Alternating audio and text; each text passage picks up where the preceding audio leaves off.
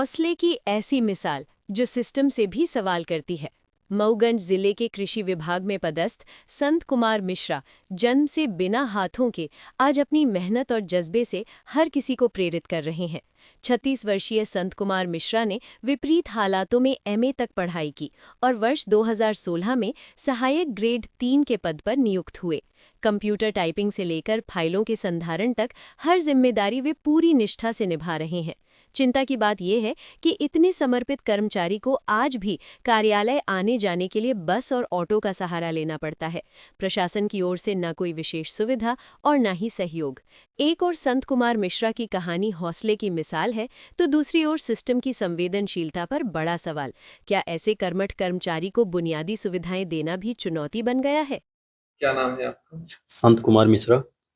कहाँ पदस्थ हैं? अनुविभागीय कार्यालय अनुविभागीय कृषि अधिकारी मऊगंज। आपके जन्म से दोनों हाथ और पैर से आप विकलांग हैं। क्या कुछ चुनौतियां आई यहाँ तक पहुँचने में? कैसा रहा सफर?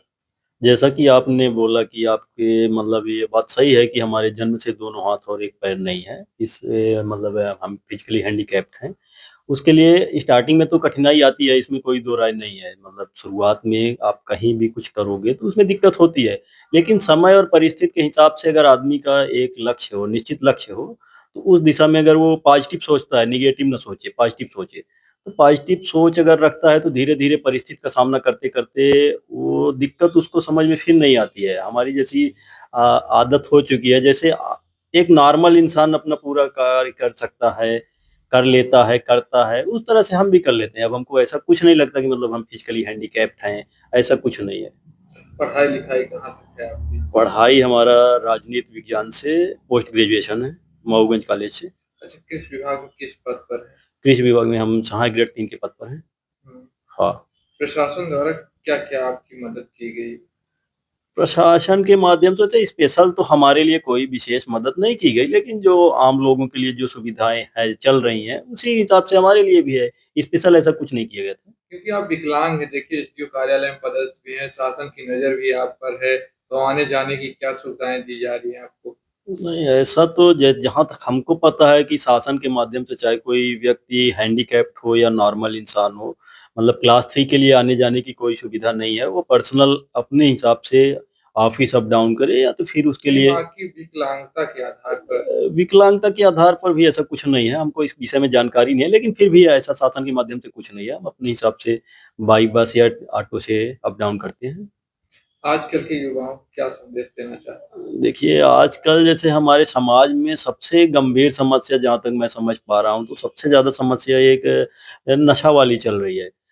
अच्छे-अच्छे लड़के, अच्छे घर से लड़के पढ़ लिख के नशा की ओर बढ़ रहे हैं। ये बोल रहे हैं कि नौकरी नहीं मिल रही है, रोज़गार नहीं है। ये बात सही है कि इतनी विशाल जनसंख्या है, पॉपुलेशन ज़्यादा है, तो सबको काम मिलना संभव नहीं है। लेकिन जिस हिसाब से लोग निगेटिव सोच रहे हैं, निगेटिव नहीं सोचना चाहिए। एक लक्ष्य होना चाहिए। जैसे मान लीजिए हर एक कैंडिडेट को नौकरी नहीं मिल सकती, स्वरोजगार होना चाहिए, स्वरोजगार करना चाहिए, एग्रीकल्चर पर डिपेंड होना चाहिए, कुछ न कुछ काम करना चाहिए, दिशा विहीन नहीं होना चाहिए। एक निश्चित लक्ष्य होने के बाद ज़रूर सफलता मिलती है, ऐसा नहीं है। अच्छा, यहाँ तक पहुँचने में सबसे ज़्यादा सपोर्ट किसका रहा आपके घर परिवार में? देखिए, इसके बारे में तो हम ऐसा नहीं बोल सकते कि सबसे ज़्यादा किसका सपोर्ट रहा, सबका बराबर सपोर्ट रहा। हुँ, सभी हाँ, ने सपोर्ट किया। सभी का बराबर सपोर्ट रहा। जैसे हमारे पिताजी नहीं है, मम्मी है, भाई है, बहन है, सबका बराबर सपोर्ट रहा। स्पेशली ऐसा नहीं बोल सकते कि किसी एक का ज़्यादा रहा, ऐसा ऐसा नहीं है। सबका सपोर्ट रहा। हमारे दोस्त भी बहुत सारे हैं, उनका भी अभी भी सपोर्ट है। गाँव कौन-सा है आपका? गाँव पटेरा है। यहाँ से कितने किलोमीटर यहाँ दूर? से लगभग 7 किलोमीटर है, फिर 2 ढाई 3 किलोमीटर अंदर है पटेरा। लगभग 10 10 किलोमीटर है, किलोमीटर, लगभग 10 डेली किलोमीटर। आना-जाना। हाँ, डेली आना-जाना। बस या ऑटो? बस या ऑटो से, हाँ। चलिए। अब जो आपके जैसे हैंडीकैप हैं, उनके लिए आपकी तरफ से क्या संदेश रहेगा जो हार मानकर बैठे हुए हैं? देखिए, हैंडीकैप्ड होना ये कोई अभिशाप नहीं है। ठीक है, मान लीजिए पूर्व जन्म का कर्म खराब रहा होगा या क्या कैसा रहा होगा, कुछ न कुछ तो रहता है, ऐसा नहीं है।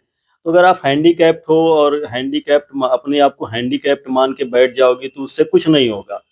आपको उससे लड़ना पड़ेगा। हर समय, हर परिस्थिति से आपको अपने आप से लड़ना पड़ेगा।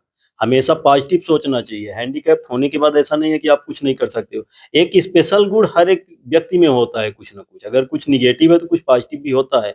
इसलिए एक निश्चित लक्ष्य बनाओ, हमको क्या करना है उस दिशा में हमेशा अग्रसर रहो, सफलता मिलेगी, ज़रूर मिलती है। टाइम ज़रूर लगता है, ऐसा नहीं है कि तुरंत मिल जाता है, टाइम दो, टाइम मिलने के बाद ज़रूर सफलता मिलती है, ऐसा नहीं है।